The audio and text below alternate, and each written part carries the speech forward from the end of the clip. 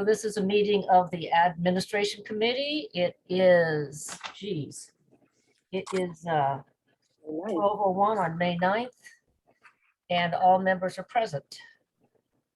So the meeting is called to order. Can we have a roll call?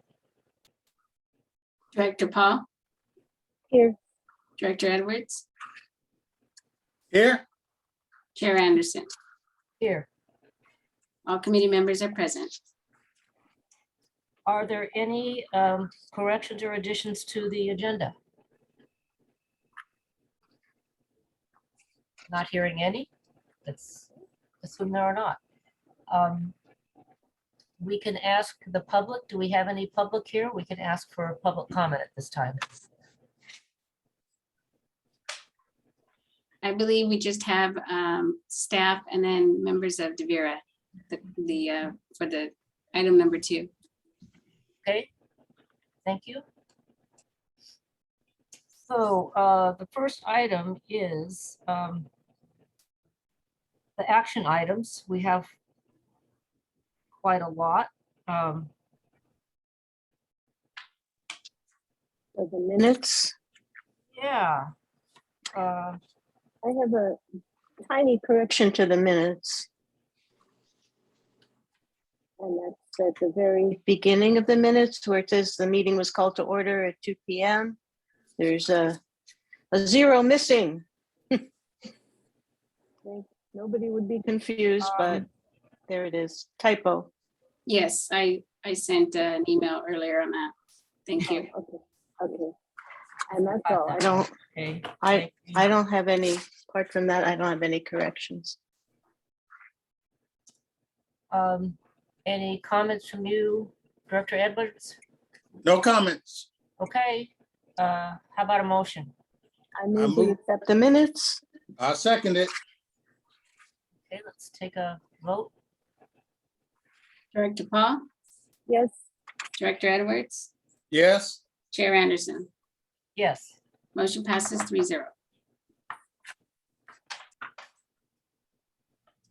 Okay, now we've got a big one. So Suresh, would you like to introduce this? Yes, Chair Anderson, I'll go ahead and introduce this item. Sarah, as I'm introducing this item, would you please bring in Jay and Eugene into the room so that they are able to speak on this item, and they'll have a PowerPoint presentation as well. So back in September 2021, we did come to the board asking for a cybersecurity vulnerability study. I believe we called it a network vulnerabilities assessment report. We wanted DeVera, our consultant, basically scope out our entire network, our access to the outside world having access coming into the district's IT infrastructure. We wanted them to have the entire scope out of the system and see if there are any vulnerabilities. And if there are vulnerabilities, do report it back so that we can address those and basically fix those items. So it's basically kind of like a proactive measure, always a good thing. There was a lot of chatters going back then. There's also a lot of chatters going back now about ransomware, and that's going to be a never-ending story. It'll never stop.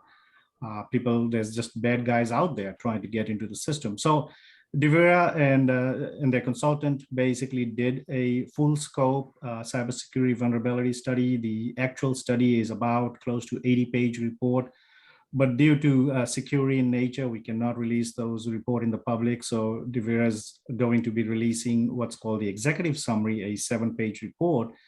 And they will go over the whole process. Eugene, who's the principal representative from DeVera who worked on this report, he'll go over the report itself and what he did, how he came about, and also what the next steps are going to be for the district. So that now we have the study, the next step is DeVera, our IT consultant, will have a copy of that report. Management will have a copy of the report. And so the goal would be to go through those and slowly but surely fix all of those vulnerabilities that's been discovered.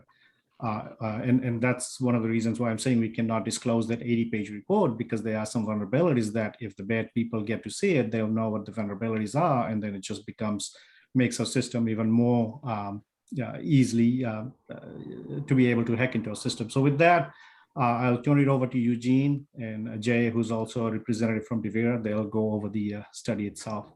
Yeah, and just real quick before you do, Suresh, this was also kind of the subject of an article in the Pinecone on March 25th. I think there was a whole bunch of worry that we were going to see increased cyber attacks, as a result of the Ukrainian situation. And in that Pinecone article, they talked about both Cal-Am and Monterey One Water's cybersecurity measures. So this is, it's been long in the making, but we were doing the exact same thing, looking at our vulnerabilities. And go ahead. Turn it over to you, Eugene. Yes, hello, good afternoon, everyone.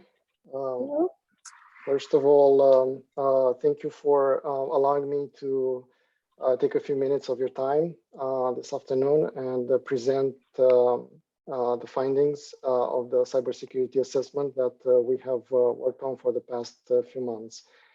I'm gonna try to share my screen.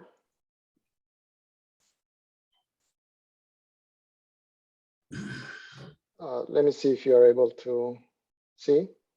Yes.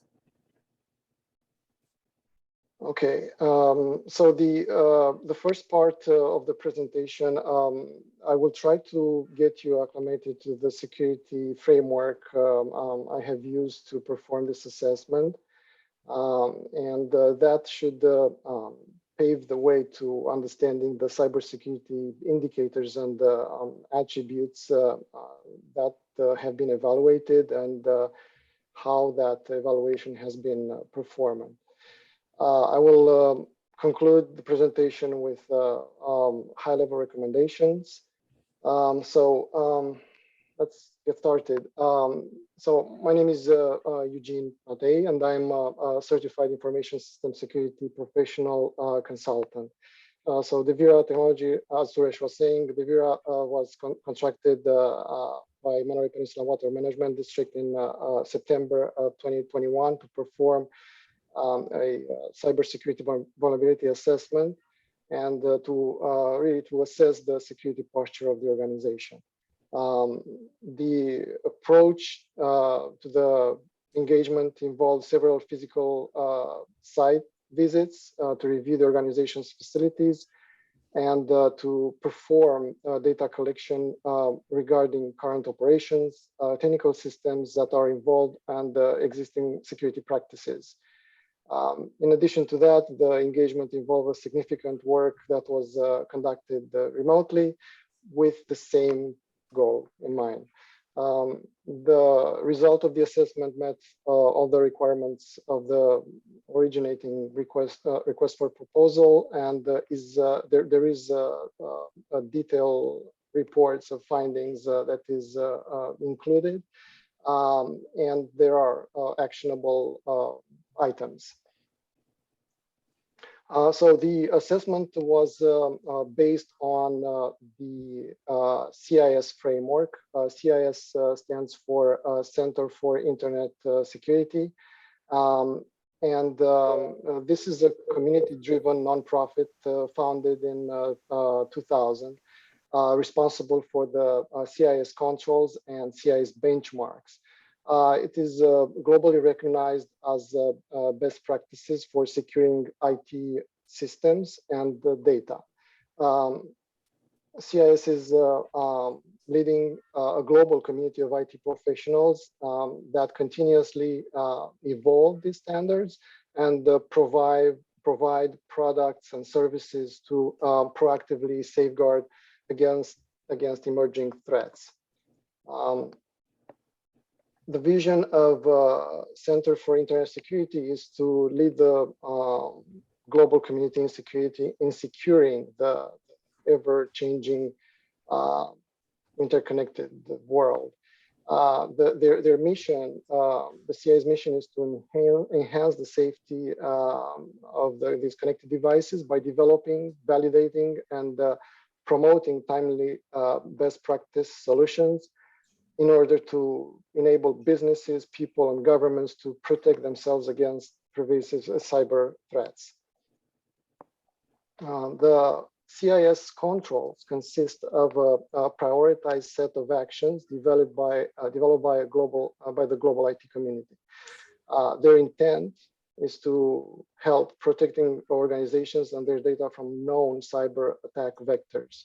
In essence, the CIS control is actually a set of best practices trusted by security providers in both the private and public sector, and they do help mitigate 80 to 90% of the common attacks.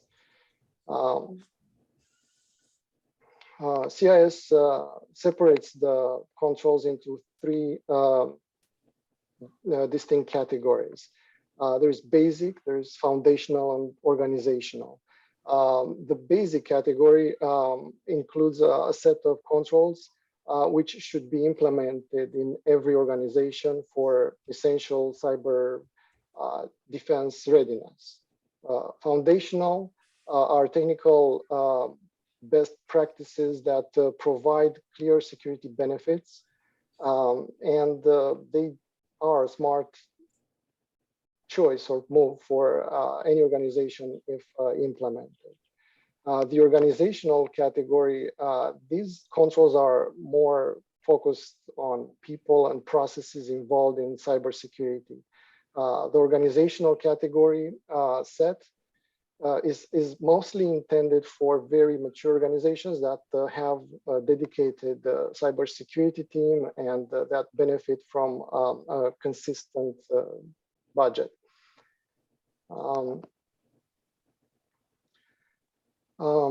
CIS, through its controls, is bringing together insights about threats, about business technology processes and options. And it is doing this in an effective and coherent and simpler manner to manage and help improving an organization's security posture. The general opinion is that various organizations of different sizes and complexities, they still need they need help to get started and to focus their attention and resources towards where they will make the most impact. So because of that, CIS is also taking a horizontal look across all of the controls that organizations with limited resources and limited risk exposure should just do. This is done via so-called implementation groups or IGs.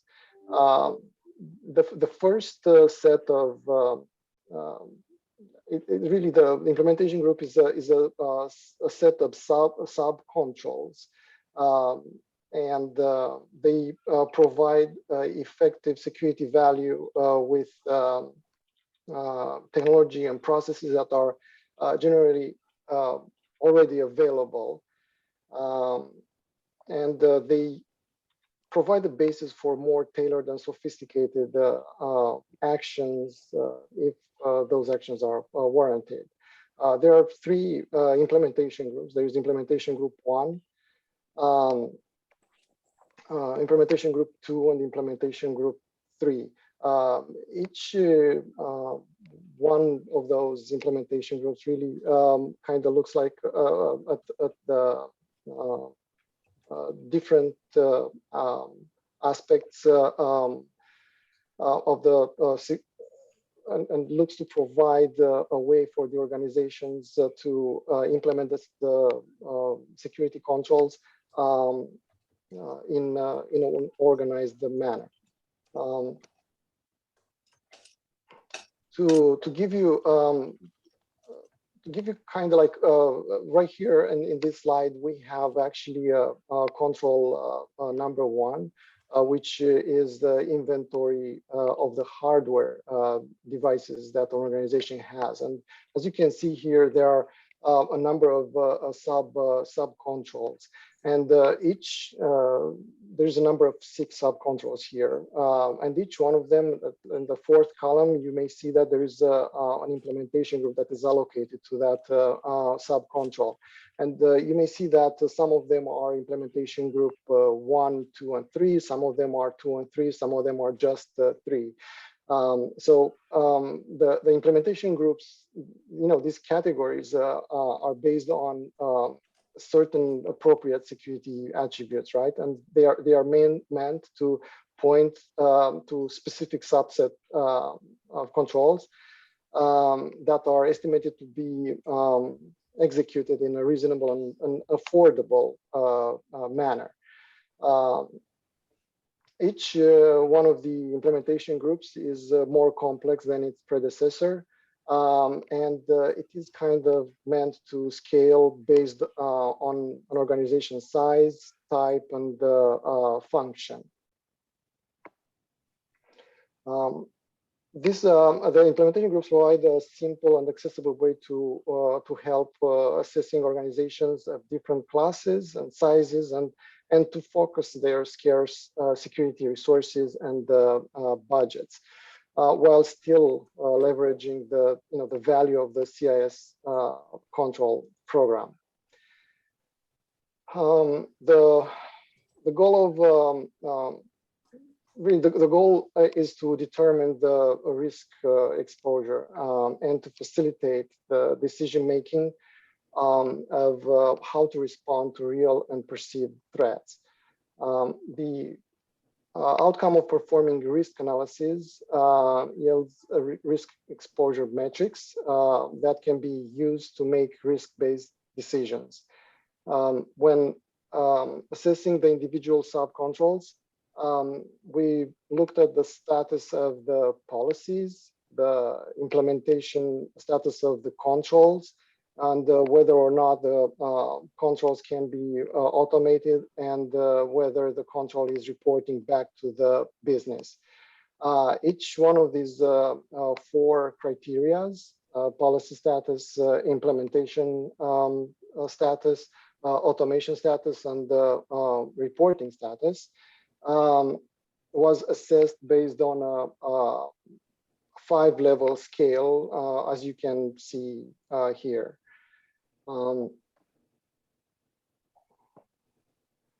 So in a previous slide, I was talking about the CIS segregating the controls into 3 distinct categories: basic, functional, foundational, and organizational.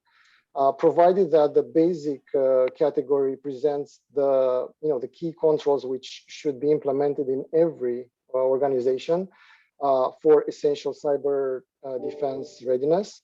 I thought it's a good idea to go over the first 6 controls and evaluate how MPWMD performed. The first control is hardware inventory. And it is actively manage all the hardware devices on the network so that only authorized devices are given access, and unauthorized and unmanaged devices are found and prevented them from gaining access.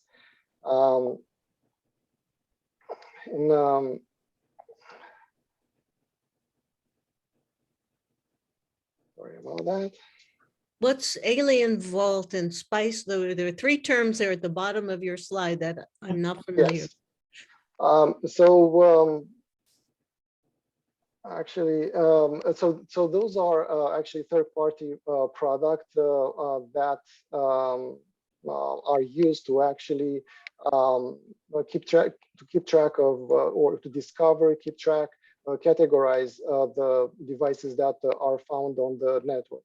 The goal here is to come up with an automated system that can that sits on the network, and once it finds a new device on the network, to be able to alert on it and be able to fingerprint that the operating system, to be able to tell what device that is, whether it's a, I don't know, smartphone or a laptop or desktop computer and so on.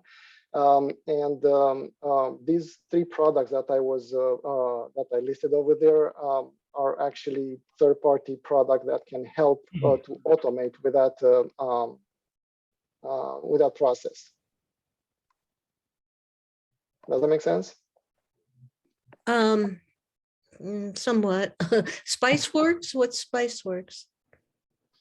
That's the name of the product. It's a solution. It's an application Yeah, okay. that can help with inventory. Okay, devices. okay, all right. Enough. My level of understanding is low, but it'll have to do for now. Thank you.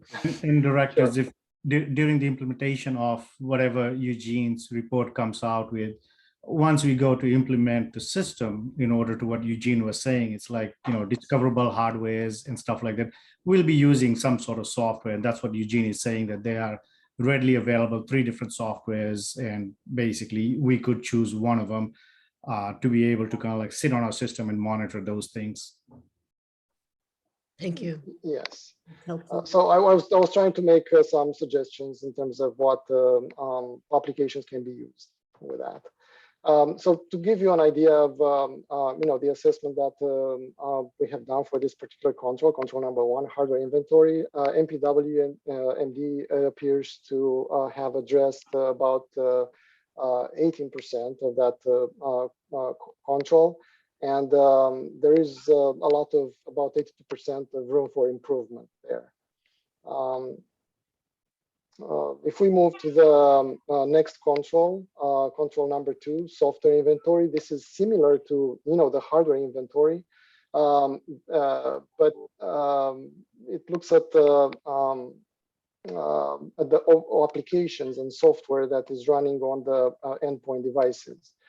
Right. So again, the goal here is to have an automated system that constantly inventories and detects the applications that are installed on the endpoint devices, and making sure that only the authorized software is running, and whenever there is unauthorized software that is detected, that there is a process that can report back to the business on that, and so that the software is either added to the whitelist or is removed if not needed. To give you an idea, for the control number 2, the software inventory, the organization appears to have addressed about 32% of the risk, and there is also 68% room for improvement. The control number 3 is continuous vulnerability management. This control refers to continuously acquire, assess, and take action on new information in order to identify vulnerabilities, remediate, and minimize the window of opportunity for attackers. To give you a very concrete example, is your organization, for example, is using a GIS system that is exposed, directly accessible from the internet. If the system is not kept up to date, then after a certain period of time, then there are the vulnerabilities are evolving, new vulnerabilities are discovered. So after a while, that system, that GIS system, may become a liability. So it is important to keep to have a continuous vulnerability management system and keep track of what new vulnerabilities are there, so that systems like the GIS system can be maintained, patched, and kept up to date. Does that make sense? What are these vulnerabilities? And then you've got a list of 4 different things. Are these? What is that? Under Alien Vault, Nessus, Qualys, those are vulnerabilities scanners. So those are third-party product that can scan a server, a Windows server, or a network, multiple targets, and can produce a report of what vulnerabilities those targets may have. The list down below, Meltdown, Spectre, Shell Shock, and Eternal Blue, those are examples of vulnerabilities. These particular four were well known the past few years. One of them, or a couple of them actually, were, side story, they were actually vulnerabilities that were exploited by the CIA, and someone at CIA forgot to delete their toolkit from a specific server, and they were made public, I think around 2016, 2017, and it was a pretty big deal. I should think, yeah. So there are, what the things that we're afraid the most are, the zero-day vulnerabilities. Those are the vulnerabilities that haven't been made public, haven't been disclosed. So someone has discovered something, but they keep it for themselves, and they exploit that system, or they use that vulnerability to exploit other systems. There is really no patch, or there's not much that can be done about that. So those are probably the most dangerous vulnerabilities. But what this control, is trying to do is to have to get a handle, a grasp on the known vulnerabilities. So products like Nessus, for example, they can be set to do like a weekly scan or quarterly scan, and produce a report with actionable items. Eugene, how often what's the frequency of discovering or getting to know about new So vulnerabilities that come up? you probably know about Patch Tuesday. Every second Tuesday of the month, Microsoft is releasing new patches. So Yeah. to give you an idea, it's probably monthly would be, it's a good pace. There's also once in a while the vendors are releasing out of band patches. So the vulnerabilities are so critical that they need to be patched immediately. So that's also, a generally accepted Okay. idea, to patch outside of the monthly cycle. Constantly, yeah. Thank you. I promise I'm not going to bore you. Just a couple more controls. There's a total of 20 controls, but I thought that we should go just for the first 6.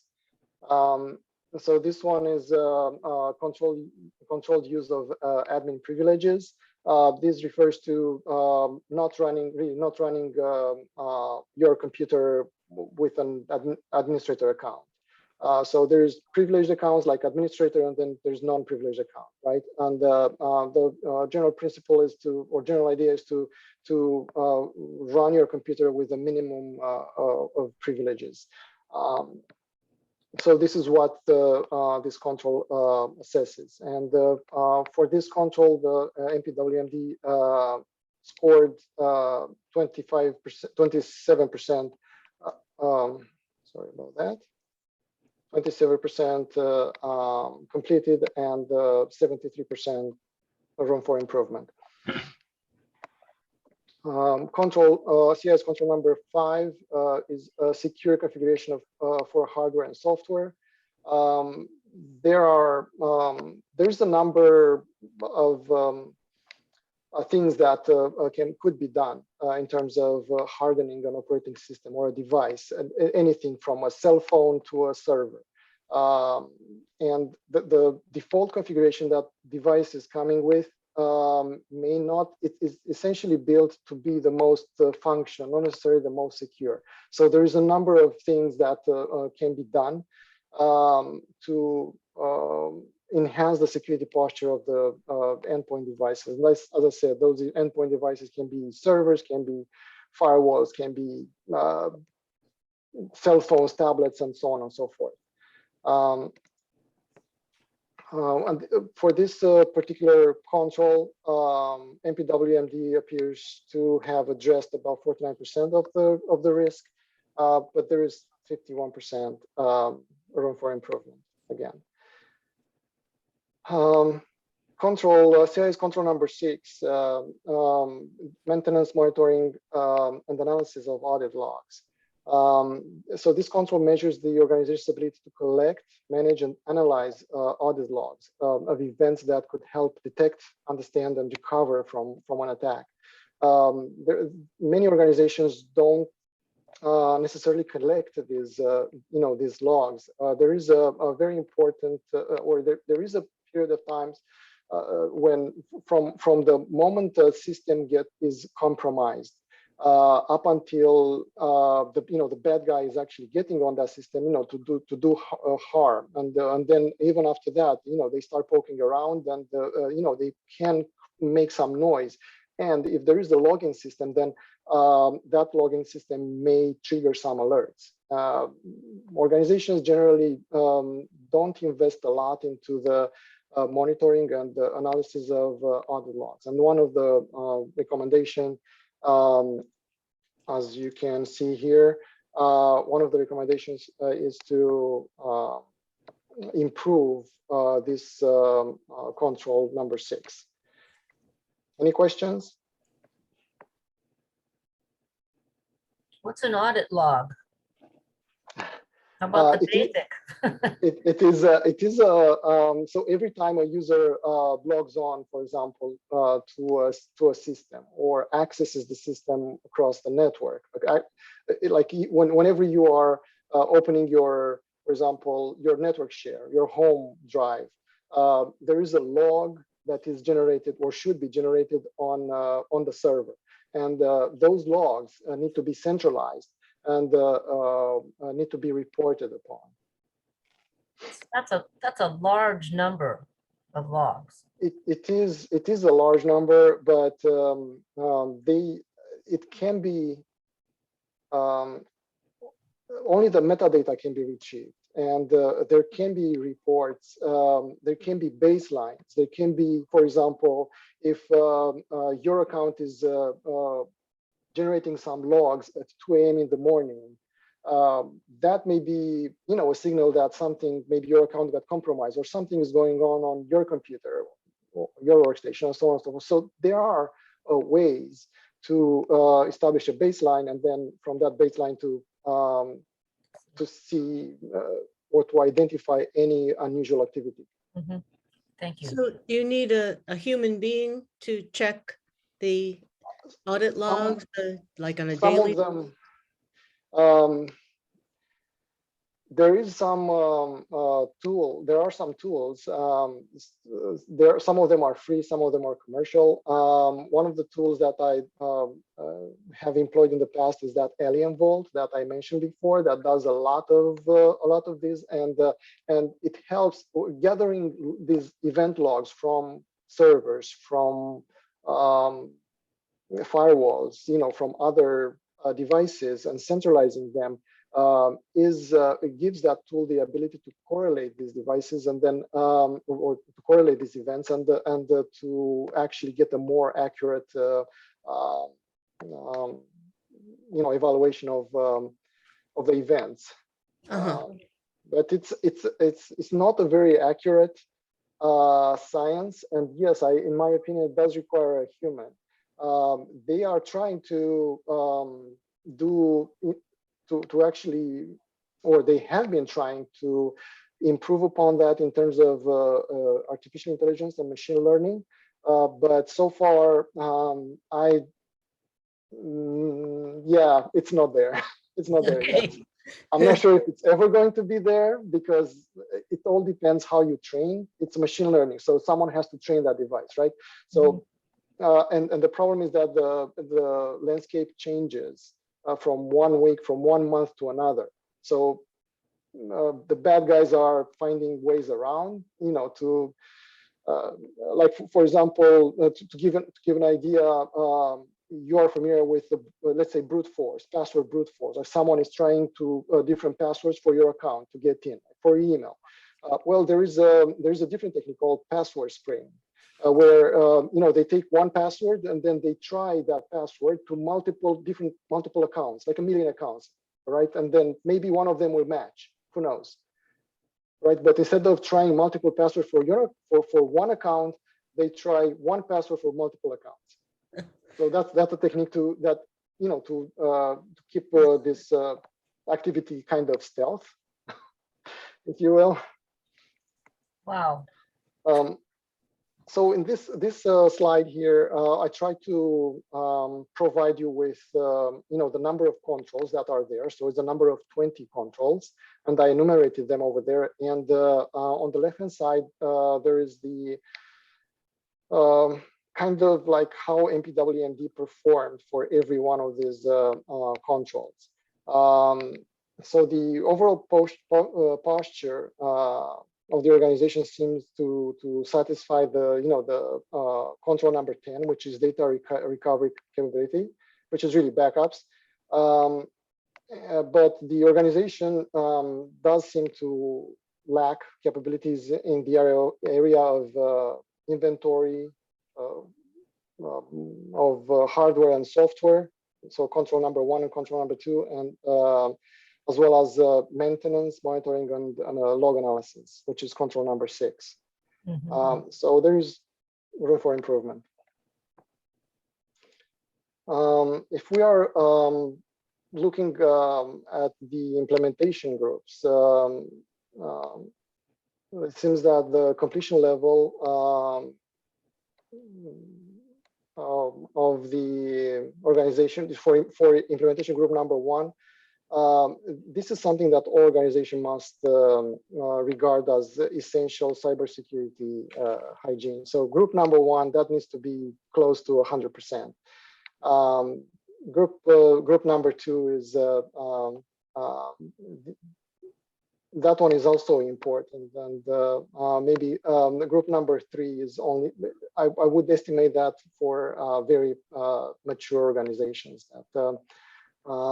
As I said, that have a dedicated cybersecurity team, and they are constantly monitoring everything. In terms, these are the aggregate of the maturity level.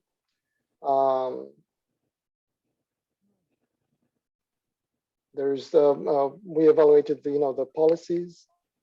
We evaluated the controls 1 through 6, and whether or not the controls are automated and they do report back to business. This slide kind of gives you an idea of where the organization is compared to other organizations. And it's actually, if you look at the government, you do fall under the government public sector, right? Mhm. I Yes. guess. So Well, you it's could right. think of us as government, or you could also think of us as a public utility. Yeah. So it's right, kind of like that's where the about 1.7, that's probably or the other organizations are.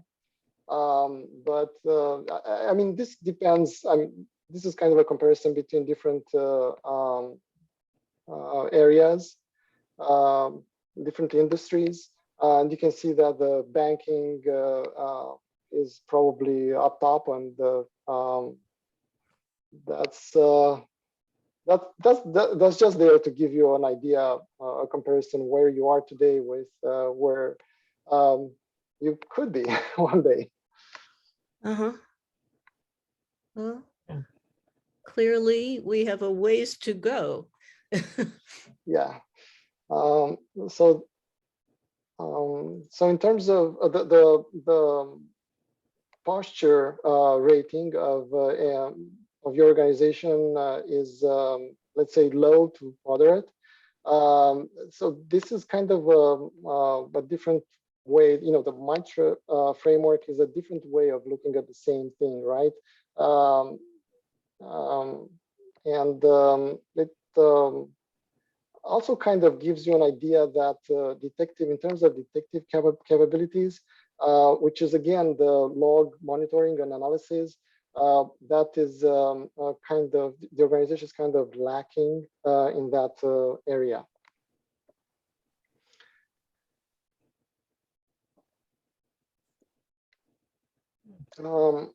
Within the report, the report that was provided has an appendix F, and over there you can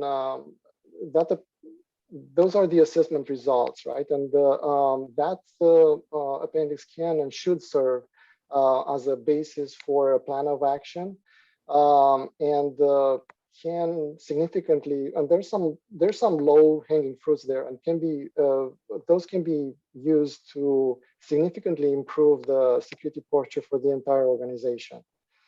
I'm sorry, can you repeat that? To improve what for the entire organization? The security posture. So there are some really easy things that can be done relatively with a minimum effort that can significantly increase the security posture and the scoring, the overall score of the organization, of the risk.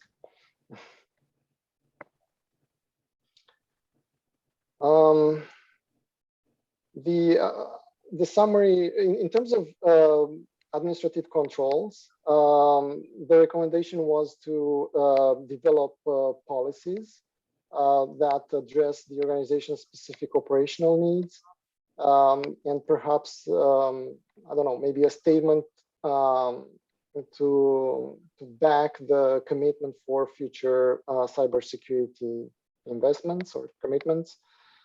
I have. Do you have some sort of a template or an example of one that our IT people could look at? Yeah, that I can provide provide you with templates, but it's so there has to be, there have to be policies. There have to be like, for example,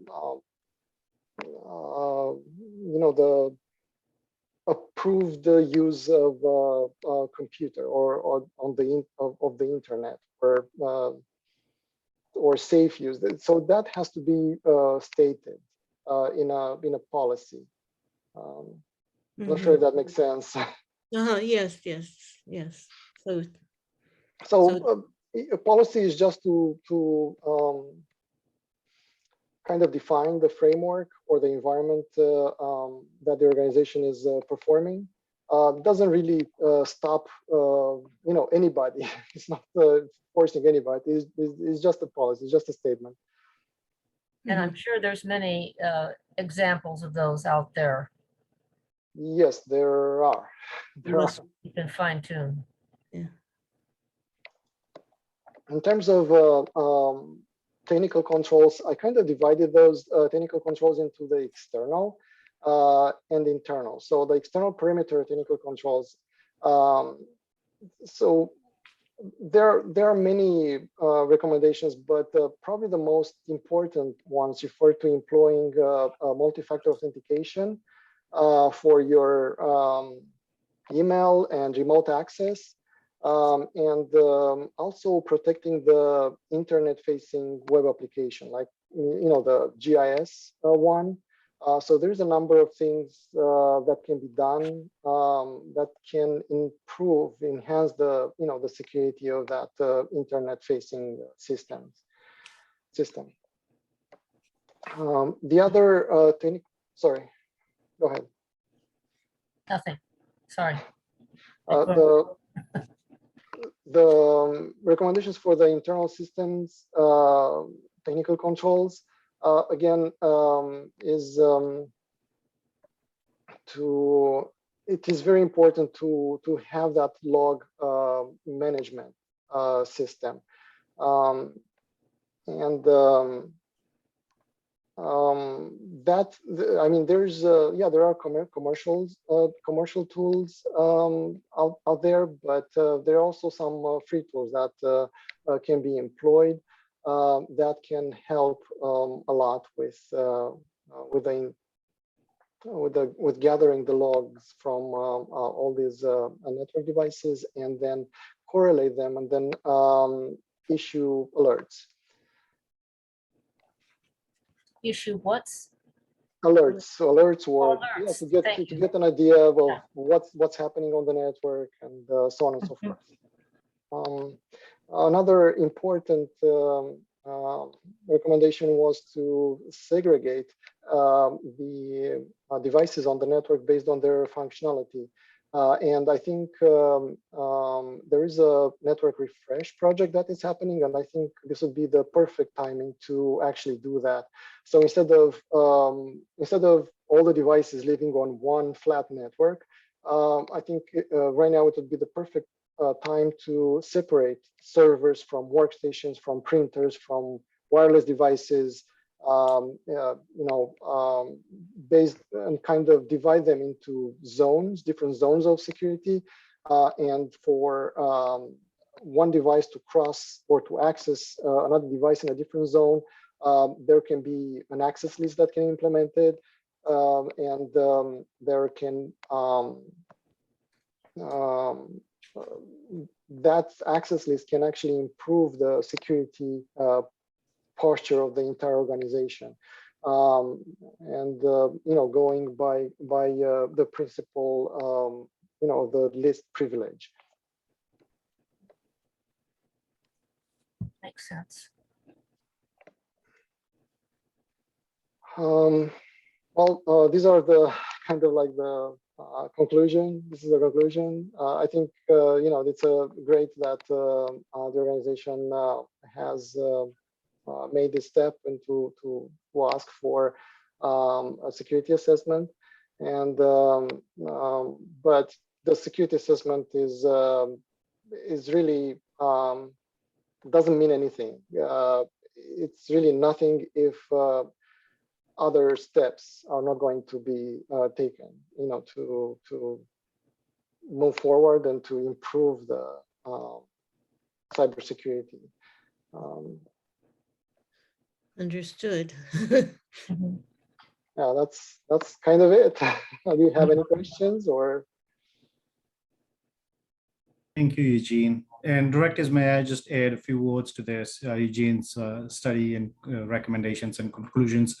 Although there's a lot of things mentioned here, but behind the scenes, there are also a lot of actions taking place as we speak.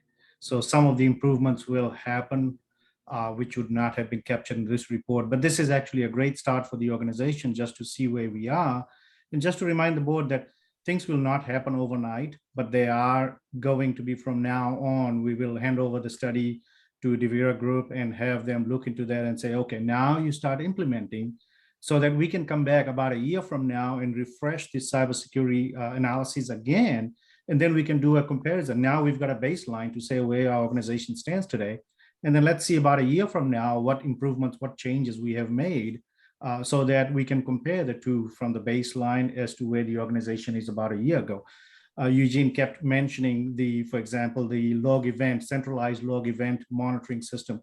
That's a great point. I mean, I'm not saying that this is not going to happen or it's easily going to happen, but let's just say if somebody comes in, plugs a laptop into our organization and infiltrates our system, well, that's a hard one to do since somebody has to gain, access to the building. But let's just say with the software, if there was bad guys that put a software into our system, and if we are not monitoring it, how do we know that what software has been sitting on our system and slowly crawling through the system? So that's why he's kind of like emphasizing on the central log event management system. And we've already talked to Devira on this, where basically as the study goes final, we will be looking into those kind of like the low hanging fruits where we can make some improvements, the ones that has our systems most vulnerable, so that at least we can start recording these logs and Devira is able to monitor those logs when something happens, like the various people are monitoring those logs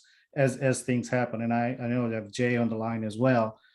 He may want to speak to some of those effects, but this was a starting point for us just to see where the organization was. And that's what Eugene basically did. He just painted out how bad the district was and the room for improvements. And have they indicated, have they helped us prioritize the improvements? Since they'll take some time. Yes, there are lists. Yes. There's kind of like I said, there's an 80-page report, and that report actually has a detailed listing of all the vulnerabilities. That's the reason why we are not able to expose that report in public. But yeah, Eugene, you were going to say on the assessment results. Yeah, it's all, I kind of tried to prioritize that under Appendix F. There's the current risk exposure, the last column on the right that says high, medium, and low. I try to, to prioritize to put the high ones at the top and to prioritize out of the high ones, to put the most important ones at the top, right? So if you, this is really a screenshot from the report as you see here on the screen. And so first things first, there are a few systems that are Windows 7, Windows Server 2003, Windows Server 2008. Those are not supported. They need to go. Second thing is configure multi-factor authentication for all Office 365 accounts.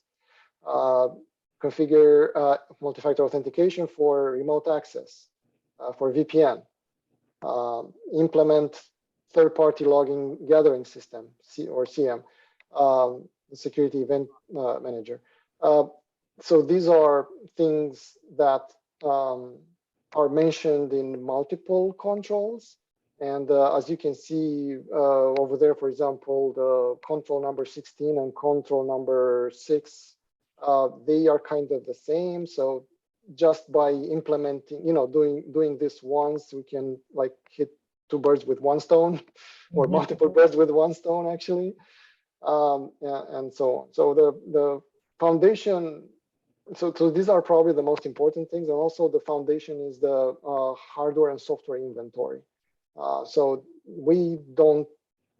one can't protect something that he doesn't know it's there. So there has to be some sort of automatic way to inventory all the hardware devices and all the software applications that are running. And I know it's hard to keep that up to date and keep that accurate, but and that's why I was hinting and aiming towards an automated system that can do it automatically and can report back to the business on a periodic basis.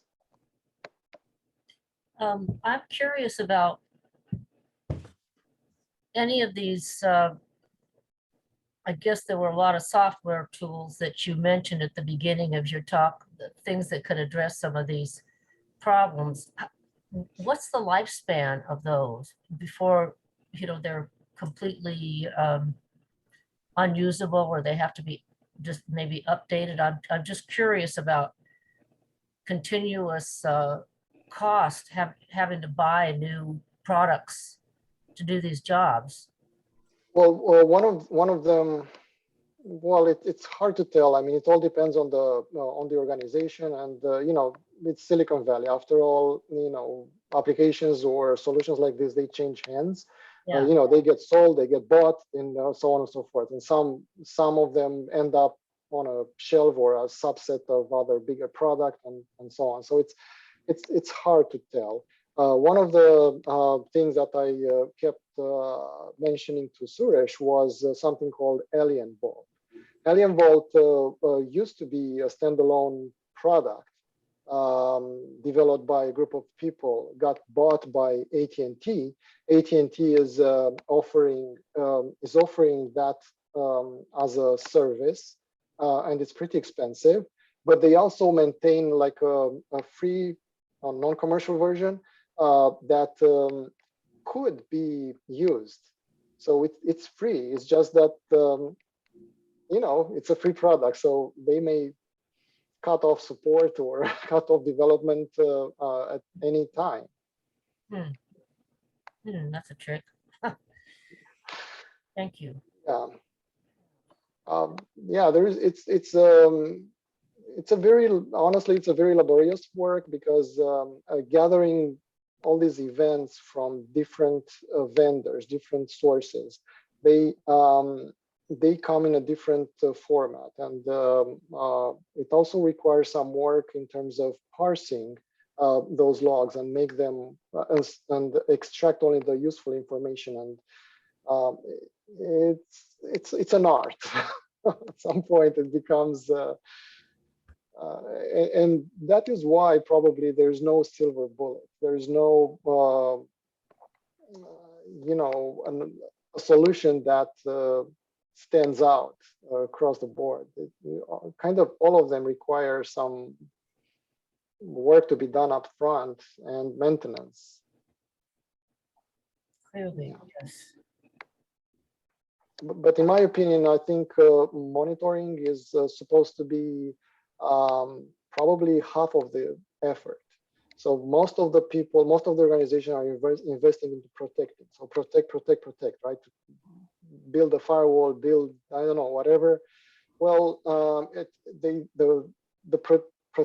protective controls, they turned out, they failed time and time again. And that's why I think companies or organizations should invest an equal amount of effort and time and money into monitoring, because as I said, if nowadays the bad guys kind of got organized, right? So there is one group that is exploiting these vulnerabilities or finding these vulnerabilities, and then they sell that information to a different group that is actually doing the exploitation, and then those are working with another group that is actually doing the encryption, for ransomware, and then there's another group that at some point they were saying that support for paying the ransomware is better than HP support or Dell support.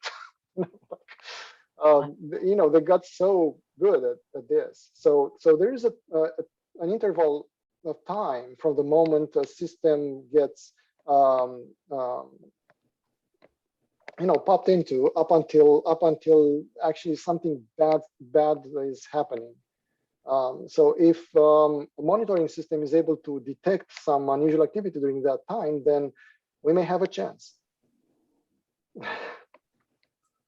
So, Suresh, what are our next steps with this? So Director Edwards, the next step is basically we'll take it to the board, the same report, but we will not be doing a presentation. We'll just take it as a consent calendar item.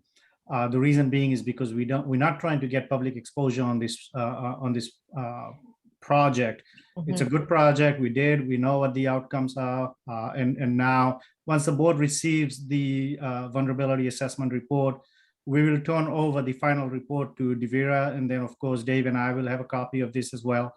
And then Devera will start looking at all of those high level, high risk exposure products and start addressing those, start rebuilding it and getting us so that we are not as vulnerable as we are today. And then about 12 months from now, we would like to refresh the cybersecurity vulnerability assessment report. And we'd like to come to this committee and just show the report and the summary of findings and then compare against the base study and just say, hey, we've made significant improvements. We're not going to be 100%, as Eugene had mentioned. I mean, very mature organizations who's got dedicated cybersecurity team looking at this type of things. Even they don't get to 100%. And also the ever-changing landscape of how the vulnerabilities are discovered almost on a daily basis. But we'd like to be somewhere like a mature organization, somewhere high on the vulnerability assessment report, so that we can kind of like say, yeah, you know what, we've addressed most of these things where we know that, at the middle of the night, if somebody is poking into our system, then our IT consultant Devera should be notified, and they should be able to know that through the log system, yeah, somebody was in our system at 2 o'clock in the morning, and they should be able to cut access and address some of those kind of things. So that's where we'd like to be. Okay, may I suggest a closed session so we can hear the other part of this that we don't want the public to hear? I think the board should hear it. So, we do that and then we lay out the plan of what we're gonna do. And you should know me by now, how much it's gonna cost us. So I think closed session about this. And then we can take it from there and your plan to assess that. So I would like to see, as one of the administrative directors, see that done before we really start working on that, on this project, that closed session, to tighten it up. This is really bad news or really good news, or we need to do this, and then work from there and how much it's gonna cost. Yeah, just a word of caution that there really is not going to be a X number of dollars pointed in the project to say, yeah, you know what, $200,000 will get us to where it is, but we kind of like addressing it bits and pieces. For example, Eugene had mentioned one of those where layering out the network topology. That project has already been addressed. We already have a new switch coming in. It's because of logistical changes. It's going to take us about 6 months to get there. But once that comes in, then our network is going to be laid out differently. So that already addresses some high level stuff in here.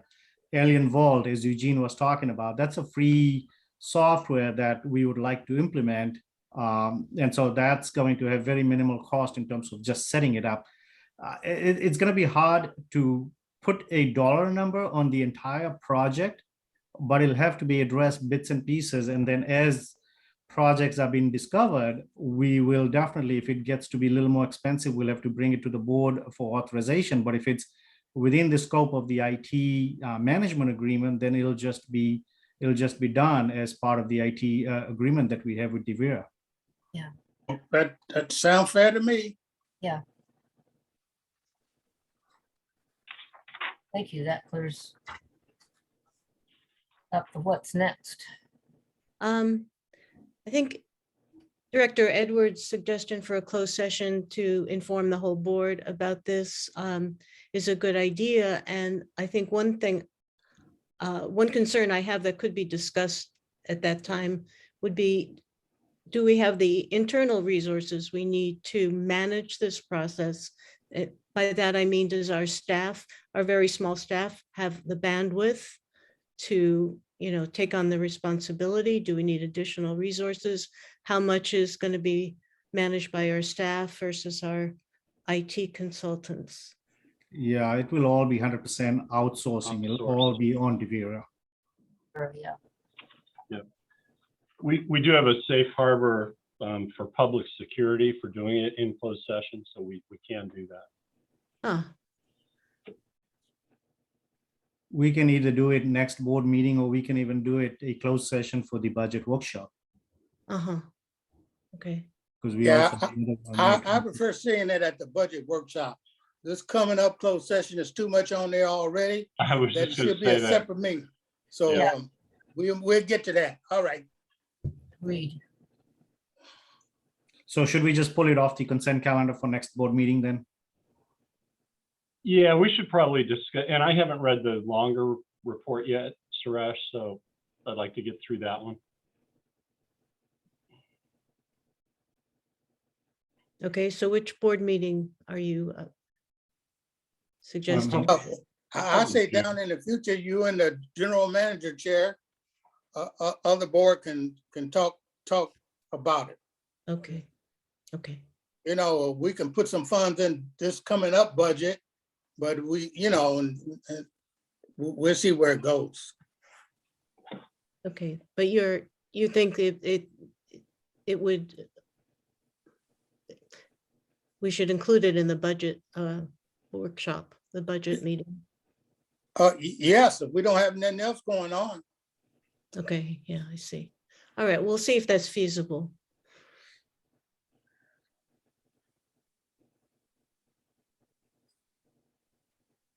Are we going to hear from our other guest on this? Jay, do you have anything to add? Yeah, I mean, so I think this is an important step forward, like Eugene has said. It really gives us, even the IT team, as well as the management team, information and visibility on what is actually very vulnerable. And getting this report and recommendations list really points out what we need to work on. I think with what we have, I think this also comes at a really good timing because we're working on revamping your servers. And while we're doing that, we can also take care of some of the low-hanging fruit that's been discussed here.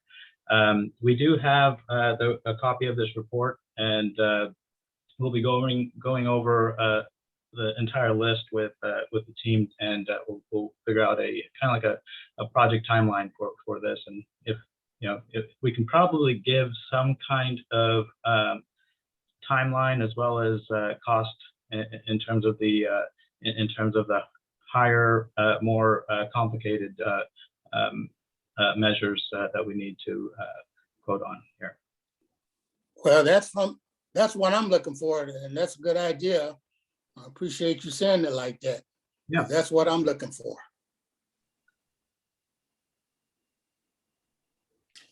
Agreed. I'm just glad Suresh got rid of all the 5 1/4 floppy drives where we had all our data right before we did this.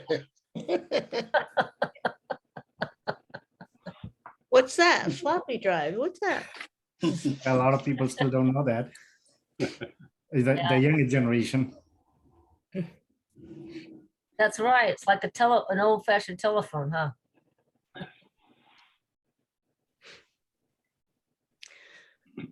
Okay. Okay. Well, unless anybody has another question, I think we can move on to Mulch Madness. Yeah, Have a little light break here. There you go. After that was a heavy discussion. Does the committee need to make a motion and vote on it to recommend that the board Oh. receive this report? Now, that's a good question. I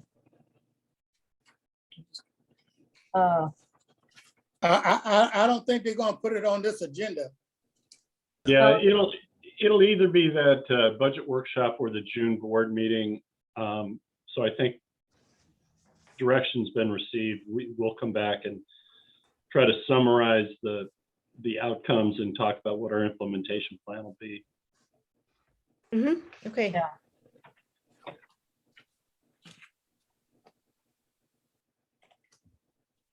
Okey-doke. Stephanie? All right, thank you. So this is a request to establish a, I'm sorry, I got the wrong thing. Hang on a second. I was looking at a different staff report. Mulch Madness. Yeah.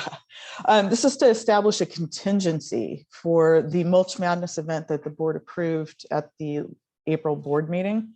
The board approved up to $10,000 for the initial implementation of the program. Staff has some hope that it will be extremely well received, and there is a possibility that Cal-Am will move to a higher stage of our conservation and rationing plan in June. So there will be additional outreach taking place, and we think that there might be interest in the community beyond what we originally thought.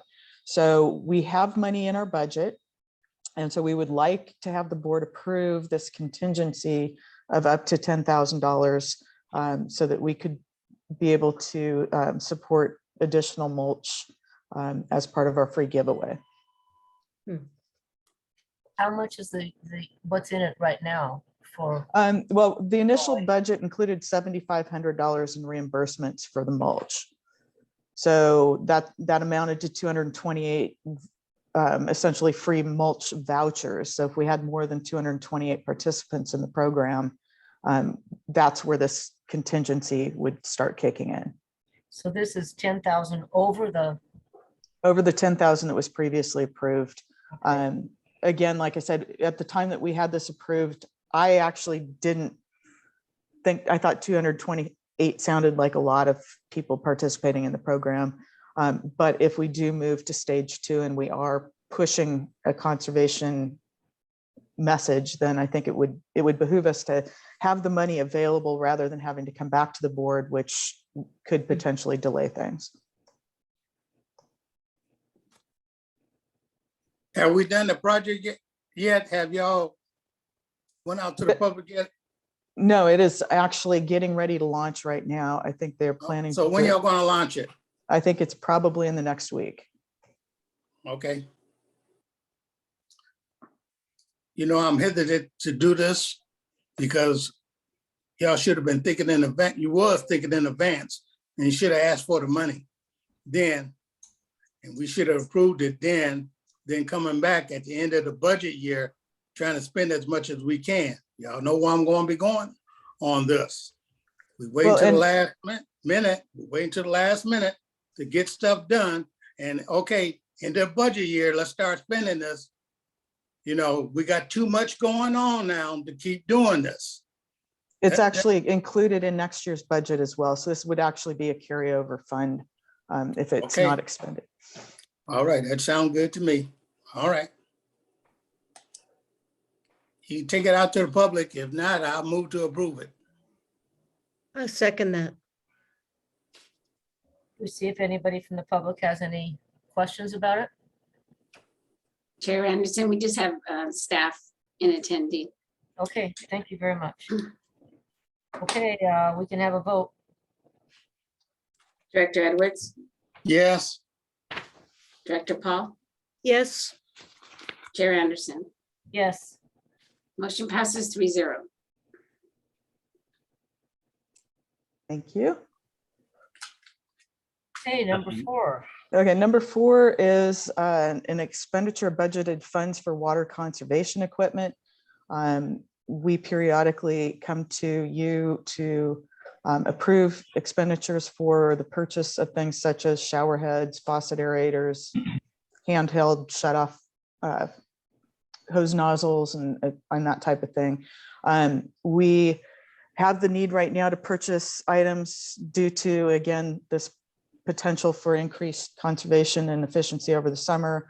We do have several events lined up, and so we got the general manager's approval on purchase of some shower heads prior to this meeting because there's an issue with, and I hate to say this, supply lines, but the vendor actually had them in, they were available, so we needed to get those right away. But so at this time, we're requesting the remainder for the purchase of the various different items that we need for our conservation events.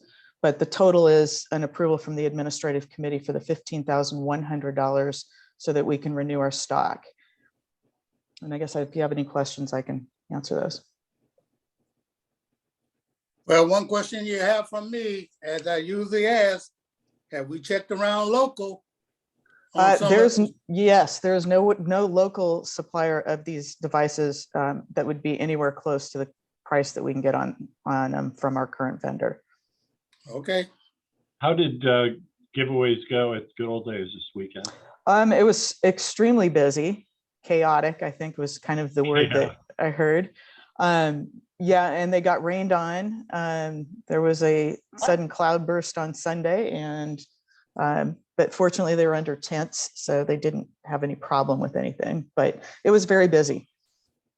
That must have been a totally local downpour. It was sunny over here. Wow. very unexpected. Yeah. Yeah, we saw it. Well, of course, it was a party. That's always happens, a party or a golf tournament or something. Any questions? Well, I take it the items you want to restock are the ones that there's demand for. Yes, Yeah, of course. yeah. Yeah, and that's shown on page 25 of your packet, which is the estimate for the remainder of the items. Yeah, I think Oh. it's page 21 of my packet. but Okay, sorry. And I Okay. have a motion then? I move to recommend to the board what staff is recommending. I'll second it. Okay, let's have a vote. Director Paul, Yes, Director Edwards, Yes, Chair Anderson. Yes.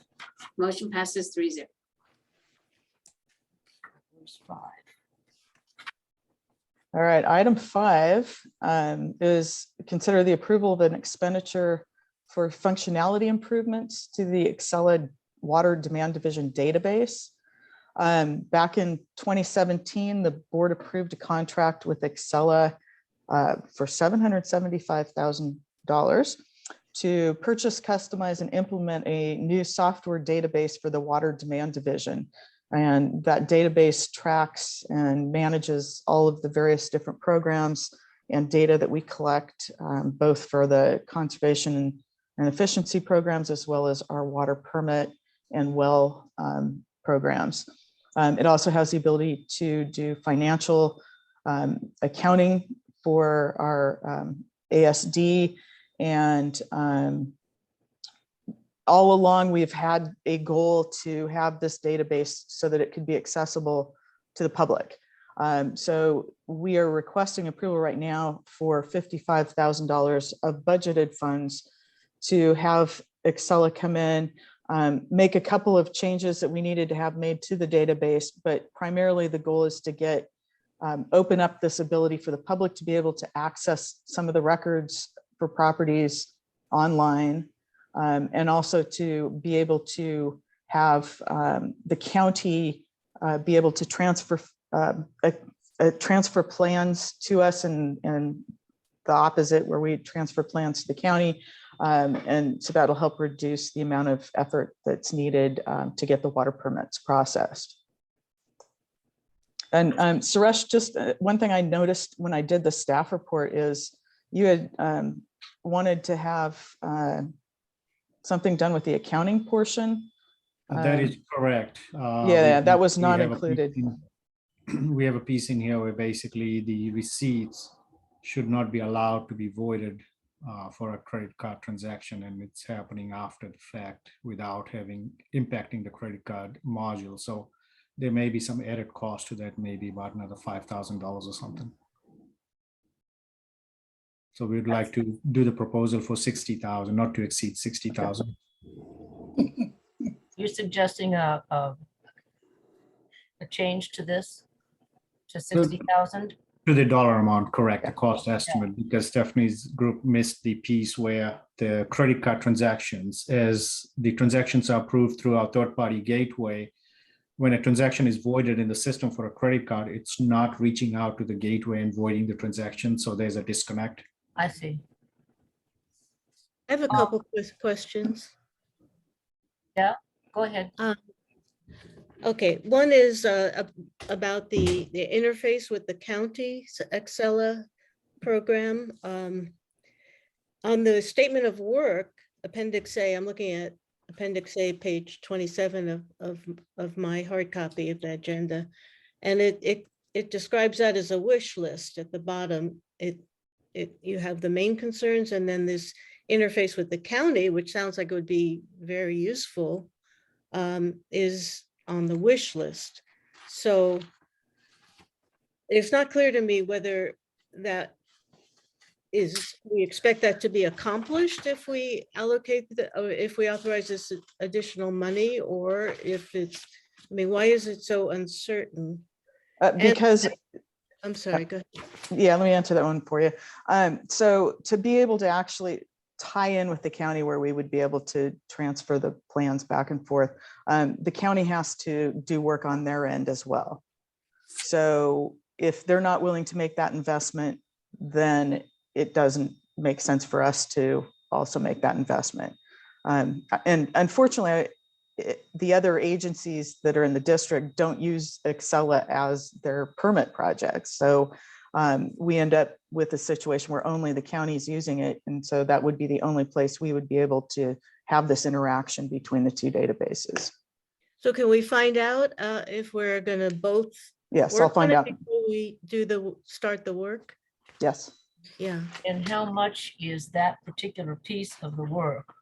You said we wouldn't have to do If the county's not gonna use it, then we wouldn't have to do that portion. What part of that expense is that portion of the work? Let me find out. I could actually, let me see if I can. Sorry. And Stephanie, what do we do right now? Are we just exchanging emails and PDF files? Yes, we just exchange PDF files. How much problem is that? It actually hasn't been a problem at all. The only advantage is that, well, the disadvantage to what we do right now is that the applicant is the one who has to contact us with the plans versus having the county just be able to route them to us as part of the regular routing process. And so we also don't have that ability to just put an electronic stamp and sign off in the county's files, which is what we would ultimately like to be able to do. Mhm. And Stephanie is going to join us here, so I don't know if she's in. Let's see.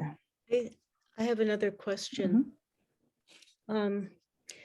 Okay, so $775,000. This is a very large amount and a large project. One thing that's not clear to me is you say that the database was launched in 2018 without full functionality due to funding limits and other reasons. So can you explain that a little bit?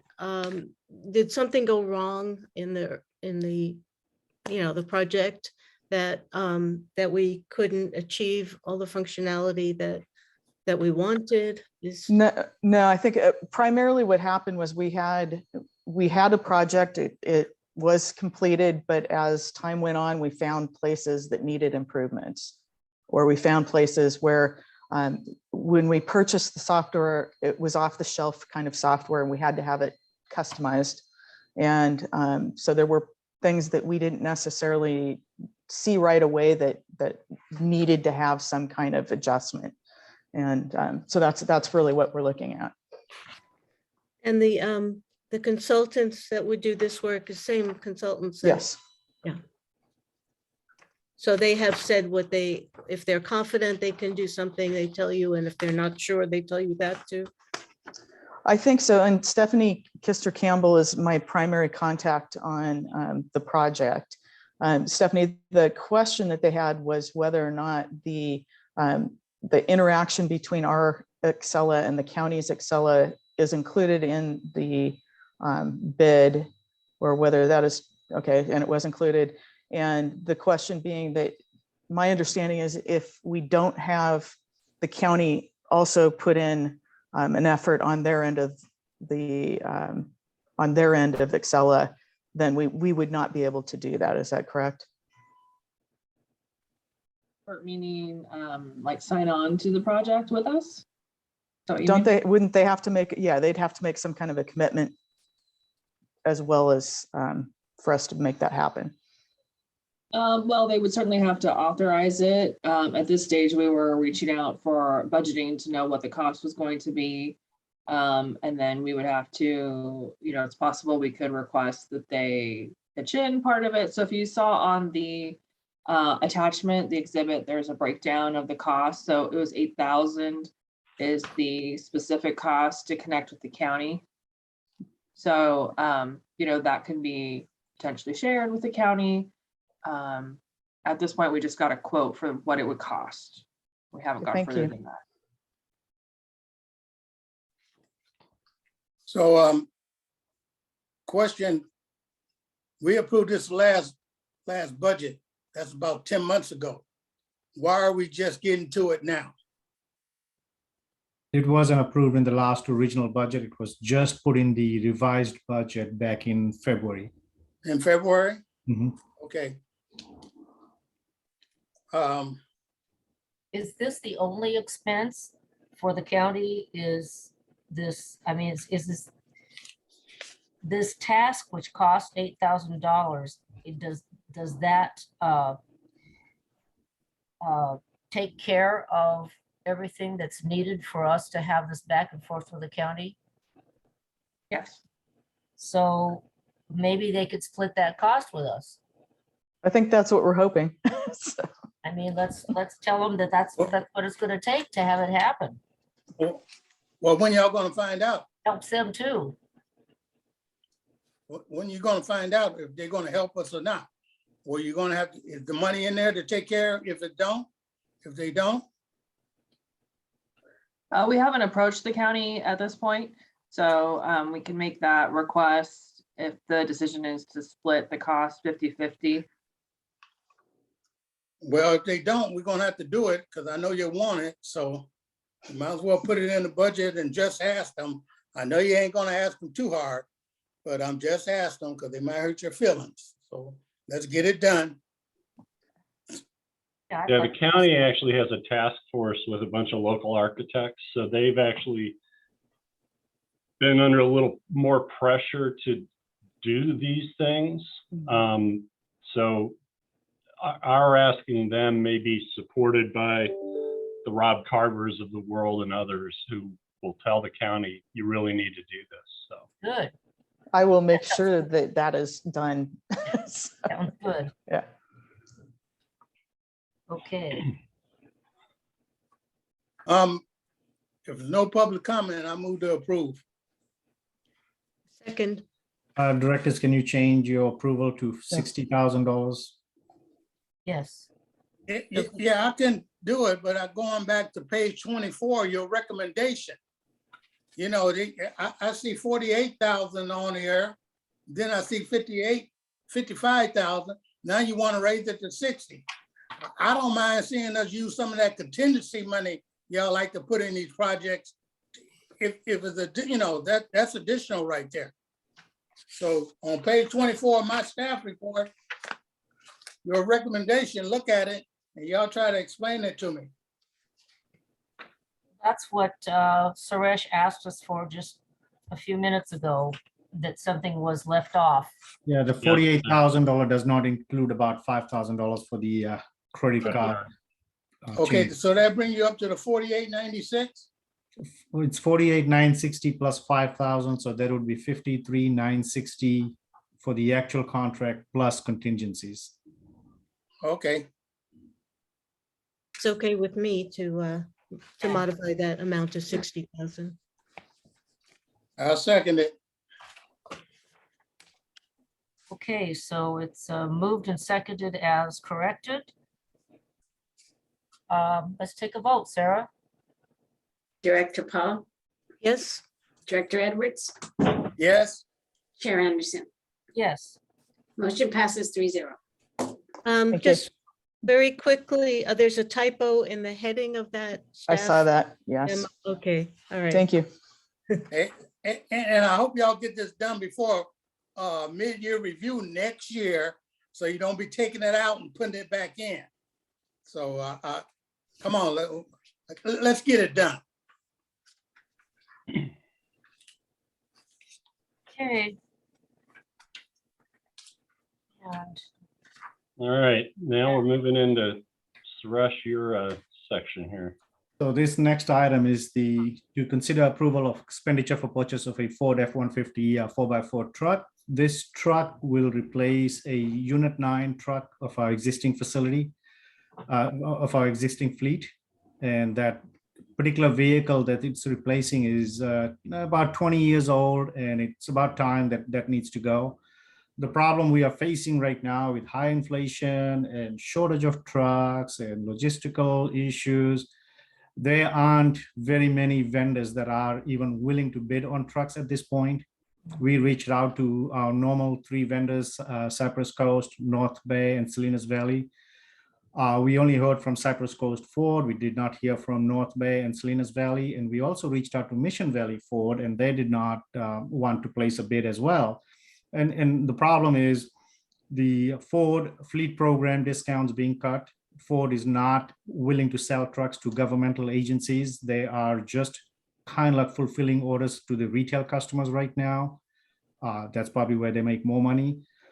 And then for Ford 2023 truck pricing are not out yet. And about this time, when we place the order, by the time we receive a truck, it'll be a 2023 truck. And so nobody has a pricing on that right now. Because Cypress Coast Ford has been dealing with us, the gentleman there, that the salesperson has been dealing with us for a while. he was willing to base his price on a 2022 pricing. And he's assuming that the 23 Ford trucks are going to be priced about the same. If it turns out to be a lot higher, they will be eating the difference. He totally understands that, but he did bite the bullet and went ahead and gave us a price. So the quote, only one quote, $40,939. We are putting in some contingencies for documentation fee and any tax or anything that goes up between now and when we actually physically buy the truck. So we are asking for about about $1,000 in contingency. So we're asking for not to exceed $42,000 on approval. But it's really hard to get pricing on trucks right now. We've been assured that this truck should come to us in about 3 to 6 months. The last one, when we ordered, it took us about a year to get a truck. And again, on that one, we had gotten a 21 pricing, but by the time we went to buy the truck, it was a 22 truck.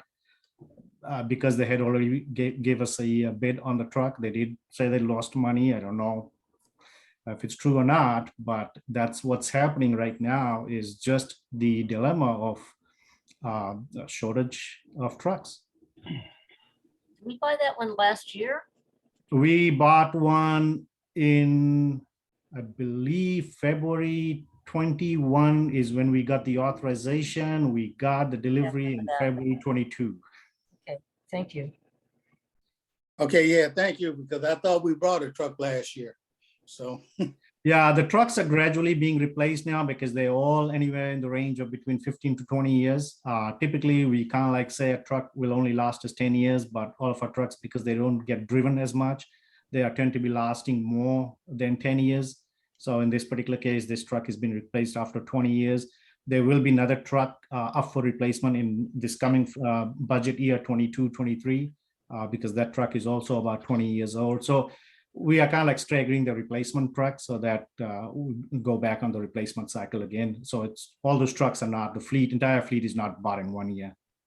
well, I'm glad you gave me that warning that you're gonna buy another one next year, because you know how, enough is enough. Go ahead there, Chair. Well, I think, I mean, knowing what's going on in the automobile market and the prices, congratulations for getting this deal and security that this bid is going to hold no matter what. I think that's terrific. Good relations. Thank you. I have a question for Suresh. Mhm. Through the chair. Do you have any idea when the electric version of this truck is going to be available? Yeah, the Lightning version, Ford has already stopped taking orders. We tried to get one for order into it, but they were not getting the orders. They were not securing orders from governmental agencies. They were only securing orders from retail parties. So like I could have bought one, put a bid on it. I mean, put a deposit on it and then transfer that over to the district. But the salesperson said he doesn't think that will fly. So they are not taking orders from governmental agencies, and they have already stopped taking orders. But it is coming out in 2023, probably late 2023 is what I've been hearing. So maybe the next one, we could get one. Absolutely. As soon as it's available, we'll definitely lay our hands on an electric one. They look nice. Any other questions? So can we have a motion then? Move to approve. Second. Probably say no to something. No, I second that. Vote please, Sarah. Director Edwards, Yes, Director Paul, Yes. Chair Anderson. Yes. Motion passes 3-0.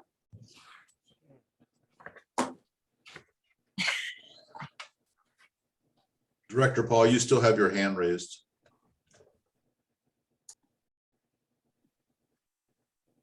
Thank you. I love this list of outdated things like a Windows XP. Declaration of surplus assets. Yes, this is another one of those where they're just Yeah. sitting in the garage, tying up space. We'd like to declare them surplus so that we can get rid of them. It's a variety of things there, from monitor to Yeah. computers to telephone system, all kinds of stuff. Can I add my garage full of stuff to it? Like to do that. But didn't we just do one of these? We did do one, and these are some of the other ones that showed up after we prepared the previous list. And just to caution the board that there will probably be another one not too long from now, maybe another 2 months. We are getting rid of about 24 computers. So as soon as those 24 computers have been replaced, that will come on this list as well, a new list. They Well, just become a burden sitting in the garage, and we like to Yeah. get rid of them. I Okay. have no questions. Anyone have any questions? Okay, Well, I move that we recommend to the board that they approve donating or disposing of the surplus items.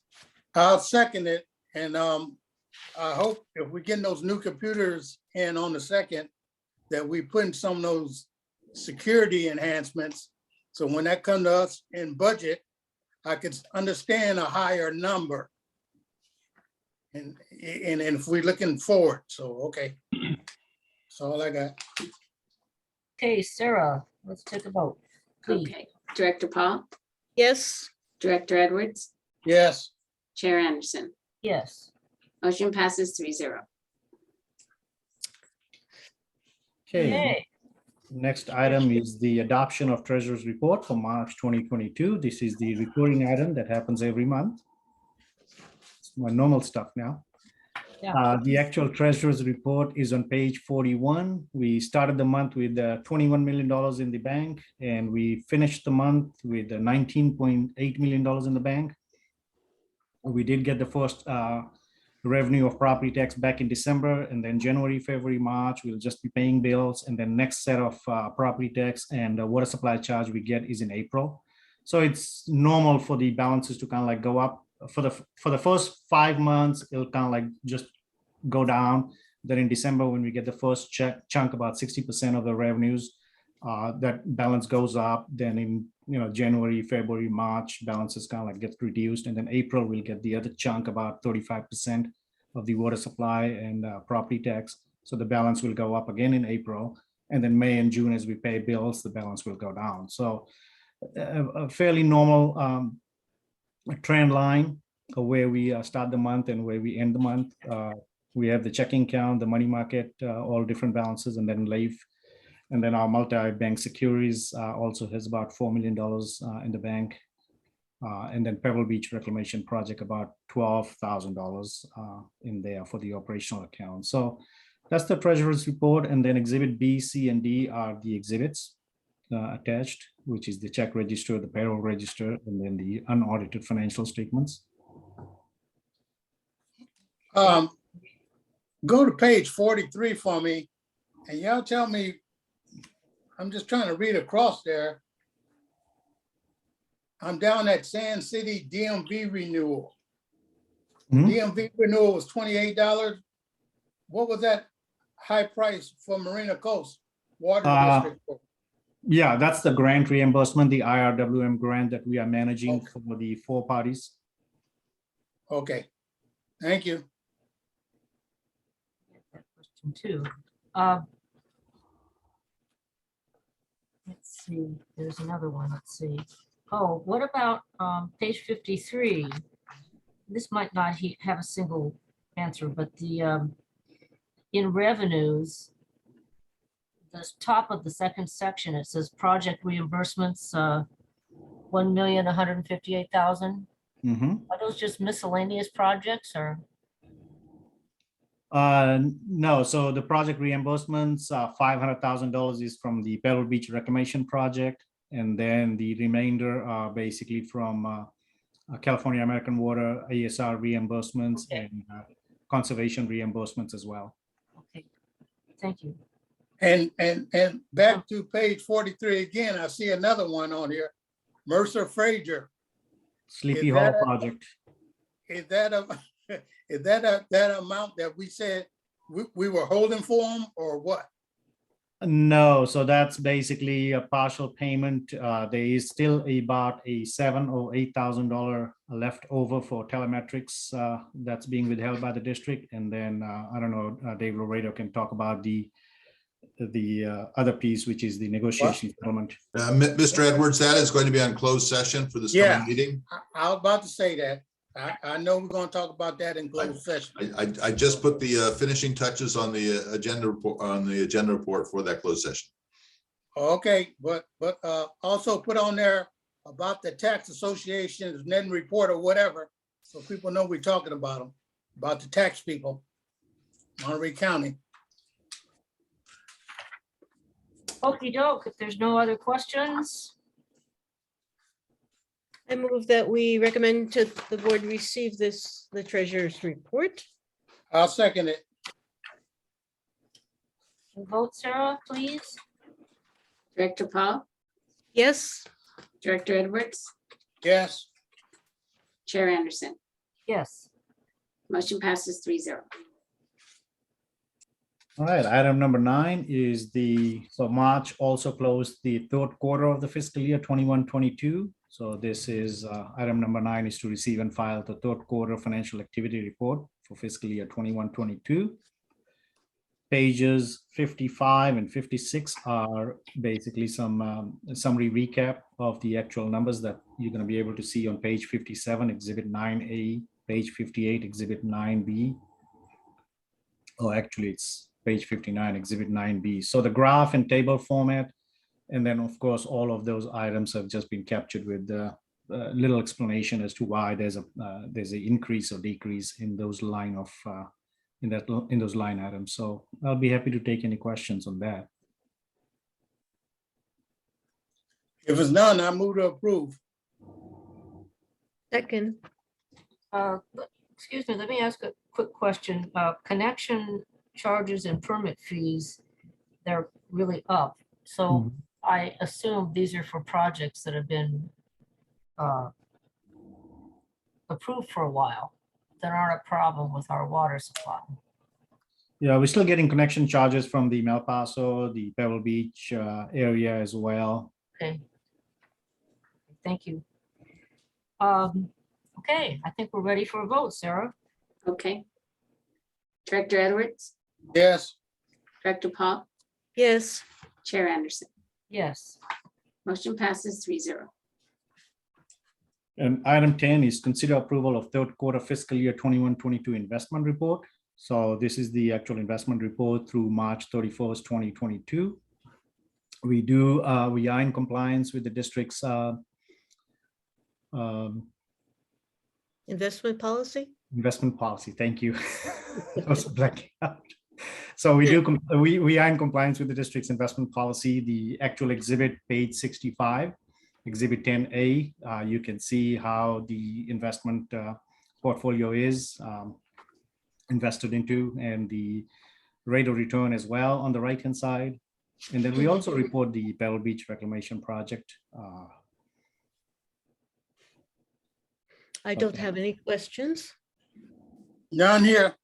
none here. Move to approve. Second. You're up, Sarah. Director Edwards, Yes, Director Paul, Yes, Chair Anderson. Yes, Motion passes 3-0. Hey, Suresh, I noticed that we got a pretty good interest rate on the government bond out in 2027. You know, far better than the negotiable CD out in 2027. Mhm. I'm just thinking maybe that's something that we should have multi-bank look at next time. Yeah, I mean, the interest rate about a year ago was getting in the range of 1%, a little less than 1%, a little over 1%. About a year later, about 2-3 months ago, we were getting about 2% range. Now, all of a sudden, with the Fed raising rates and all that, we're getting some interest rates a little over 3%. We just bought another CD 2 weeks ago, or about a week ago, right after the Fed rate raise, which was about 3.25. Yeah, the two best ones we got were just purchased in March. Yeah. Yeah. But Interesting. it's trending up again, and LAIF is only giving us about 0.4, 0.6%. And by the time LAIF kind of like trends up, because LAIF is using the long-term average rate of return, and by the time they tend up to be about 3% or something, the market's probably going to turn around and go back down again. Yeah, no doubt. Okay. Okay. Now, just the informational items. Yeah. And items 11 and 12, unless there's no questions, there's no report. Well, Measure J, are we caught up? We haven't been spending money? Yeah, we have, we negotiated a discount, but we just recently processed our last LAFCO bill to close them out. We took issue with reimbursing their attorney's fees for the last 2 meetings because it was pretty evident that what they did in closed session was protect themselves from us, not work to help us with our application. So I forget what it was, Suresh, about $5,000 or $6,000. About $9,000 discount. Okay. So we're done there. We're going to have a closed session item to talk about where you want to head as a board. And if you want to make a bona fide offer, then we would restart the contracts with all the financial team, restart the contract with the legal team to do findings and so forth. So right now we're in a place where we're very, very much caught up pending that decision. Okay. Good. All right, hearing no other questions, item 13, I draw your attention to the graph, which is item 13B. The important takeaway here is we're 3/4 of the way through the fiscal year, and we're about 3/4 of the way to our budget amount. So I would imagine the light blue bar at the right-hand end of this graph will probably end up looking a little bit like last year, the purple bar, but at least at or below the total budget, keeping in mind that none of the Measure J legal expenses are in here. We currently have litigation in front of LAFCO. There's been very little activity on the litigation with the Taxpayers Association. And our approach on that with Michael Colantano is to kind of think of it as going straight to an appeal. But that, Dave Loretto, that hasn't been filed yet, has it? That's the one I was asking about. No, we have filed our request for review, and that's before the court. Nothing's been filed by anyone else at this point, and we have not heard yet from the court as to whether they'll accept that. Yeah. Which is very typical of appellate court timeframes. Yeah. So anyway, you know, it's not looking bad in terms of legal expenses for the current fiscal year. And CalAm didn't appeal the CEQA decision that was back in November, I think. No, they did not. Correct. They have, however, made rumblings about trying to intervene in our LAFCO lawsuit. Well, let's welcome. Yeah, it'll likely add some expense.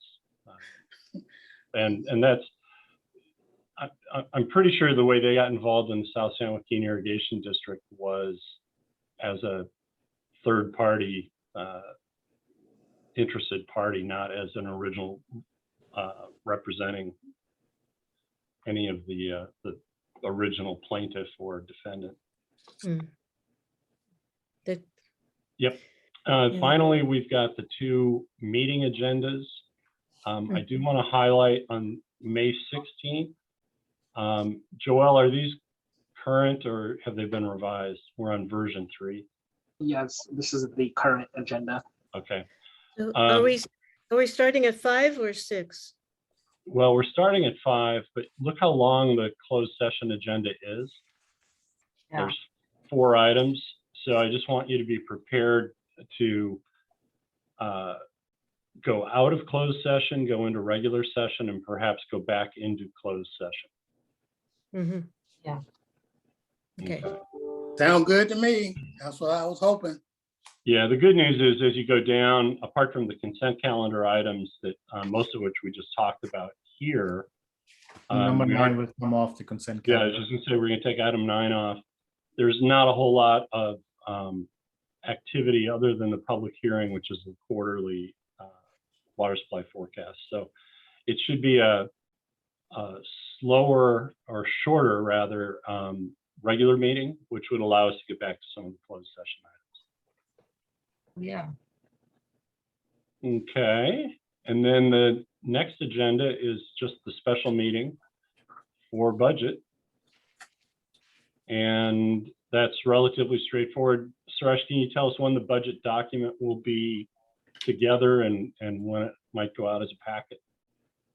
Yeah, team management's discussing it this Thursday, which means it'll come out somewhat next week. So probably 19th or something. Mhm. May 19th is when it's going to be available for distribution. Okay. And oh, Yeah. hey, by the way, you'll get my stuff here today. Is where you've highlighted the yellow, that's what you want filled in. If you didn't highlight it, I don't have to fill it in. Correct. So pending Okay. GM's input, maybe it'll be May 20th. Am I that far behind? Great. So that's it. That's all the news that's fit to print. Sound good. Good job, everyone. Thank you. thank And you. everybody. yeah, and of our public, we had Cal Am for a little period of time, and it looked like we had John Tilley for an even shorter period of time. Other than that, it was just Corinne. Okay. Okay, thank you. Thanks, everyone. Yeah. Thank you all. Thank you, Director. All right. See you soon. Have a good evening.